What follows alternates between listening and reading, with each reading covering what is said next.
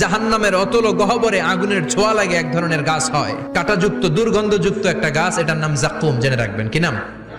জাক্কুম। বিশ্বনবী বললেন তিরমিজির বর্ণনায়, জাক্কুমের একটা টুকরা যদি আল্লাহ দুনিয়াতে ফেলে, পুরো দুনিয়াটা দুর্গন্ধে সয়লাব হয়ে যাবে।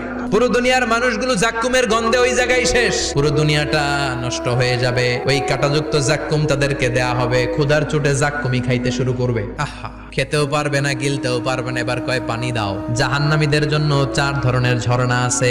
একটার নাম হলো হামিম, মানে ফুটন্ত গরম পানির ঝর্ণা। 2 নম্বরে হলো গসাক, মানে বমি। 3 নম্বরে হলো গিসলিন, দুর্গন্ধযুক্ত রক্ত আর পুজ।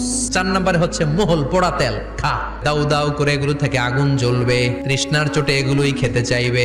এগুলোর পেয়ালা যখন মুখের সামনে আসবে, এগুলোর উত্তাপে গালের গোশত, চোখের গোশত, কপালের গোশত গুলো ঝলসে ঝলসে পানির মধ্যে পড়ে যাবে। তৃষ্ণার চোটে না পেরে ওইটাই গিলবে, যেখান দিয়ে বেরোবে কেটে ছিঁড়ে শেষ হয়ে যাবে।